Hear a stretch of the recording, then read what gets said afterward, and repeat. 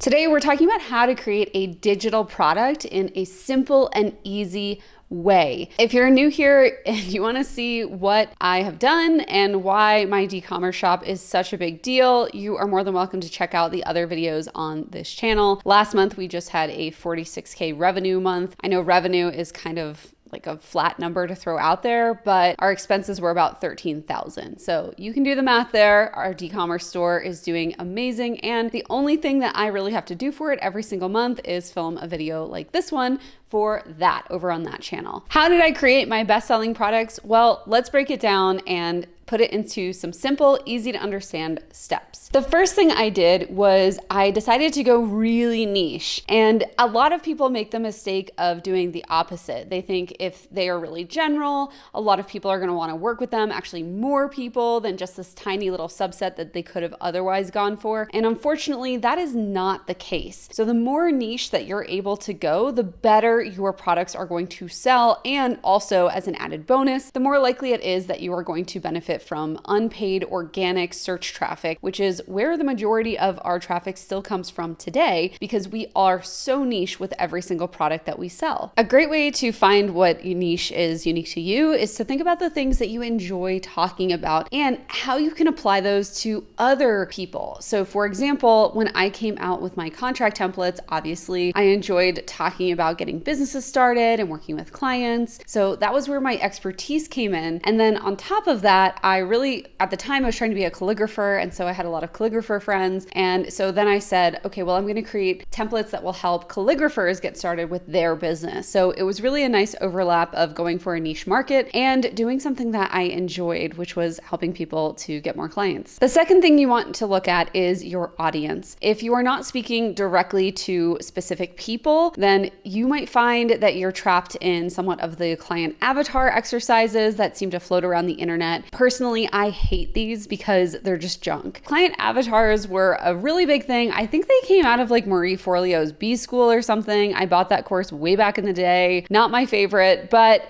maybe it's your cup of tea. Anyway, the most important thing to know is that client avatars are definitely something that I really despise. I think they're so stupid because a client avatar always ends up looking like some version of you, either an aspirational version of you or maybe even a version of you that you're not so fond of. And unfortunately, that's not who our customers are going to be for our digital products. For example, my calligrapher friends that I was selling to were way more creative than I am, and they'll just spend like hours going on Procreate and messing around. I'll spend 2 minutes and get bored. I am not my ideal customer. I cannot create an ideal avatar out of thin air. And so I needed to actually look at these people. So don't just make up an audience, go out and find them. And my big tip to you is to look at 1 or 2 particular people and then create your content and your products around them. It makes it a lot easier because you're just talking to one person instead of trying to appeal to everyone. The third biggest thing about creating your products is that you have to create something that people need. Unlike online courses, digital products are things that are going to be able to help people in the span of 30 minutes or less, ideally. Maybe it's going to take a little bit more time, maybe a little less, but it should be something that they walk away really happy and satisfied with their result in almost no time at all versus an online course, which can sometimes take days or even weeks to go through. We need to look at things that are really painful for them right now. And that doesn't have to be all the time, right? Like someone buying a contract template from my shop only needs to do that once at the beginning of their client onboarding experience. But if they really need that, then they are going to buy it. So they're going to buy it right then, right there. They don't care how much it is necessarily because they just need it. So they're going to get it. And that's the kind of product that you should look at creating if you want to create a best-selling product that just sells itself over and over. I am an okay marketer, but like I just like putting out content like this and then putting products that people need in front of people. So it's really a combination of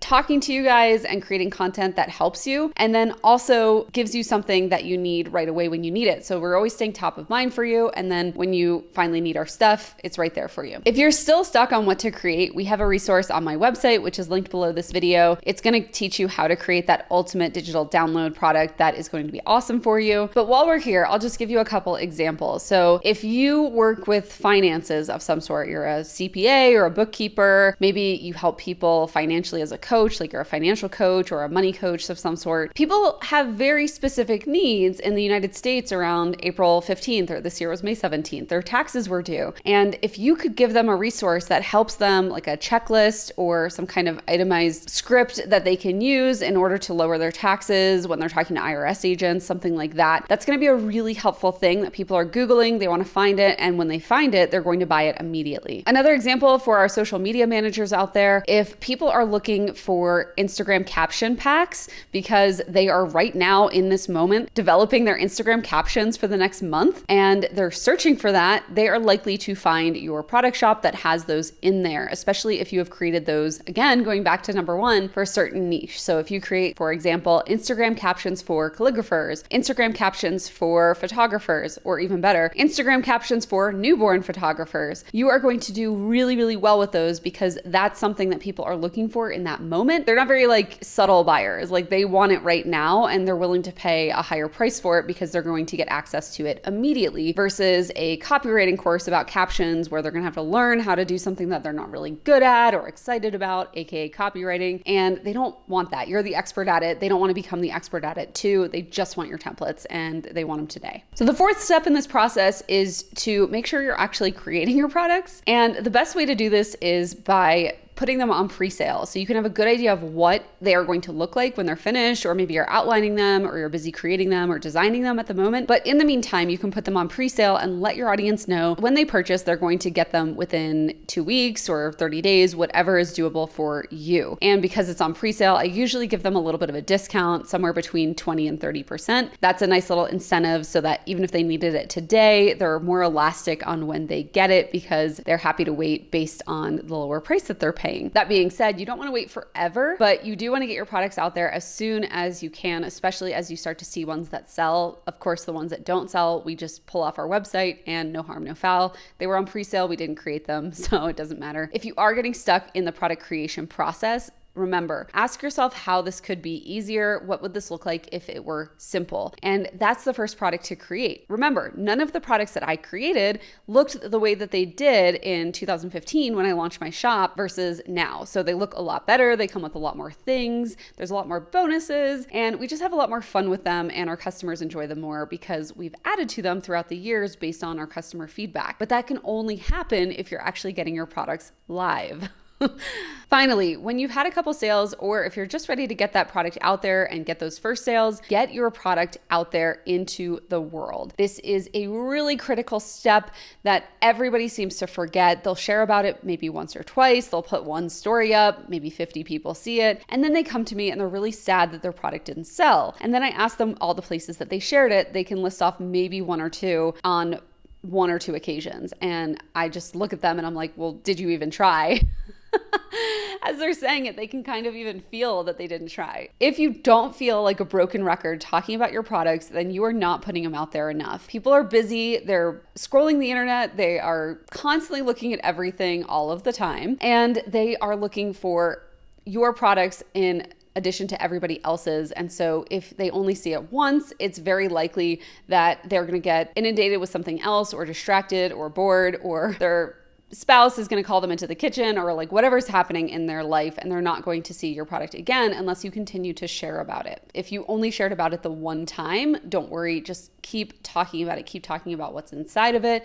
Keep talking about who it's helping, who has enjoyed it so far, what your customers are saying about it, why you created this product, why you like it, why you think it's such a cool thing. Like, there's endless possibilities for you to talk about this thing. And I know it can be sometimes uncomfortable talking about some of the things that you personally have created, but anything that someone says or tells you about your products is not a reflection of you. It's just a reflection on the product itself. And that's great feedback that you can use to continue to iterate that product for the next round and update it and make it even better, so that in a couple of years, just like myself, you can have a product shop that runs itself. If you want more tips on how to sell your product, make sure you're subscribed, because that's what we're going to be talking about all next week. So hit the little subscribe and the bell button so you get reminders. And I'll see you back here where we'll be talking all about how to get those products into more hands. And if you want to see how I was able to make 40K in April alone, May was another 40K plus month, actually closer to 47. So we'll probably do a video on that soon, but you want to make sure that you're subscribed so you don't miss any of that.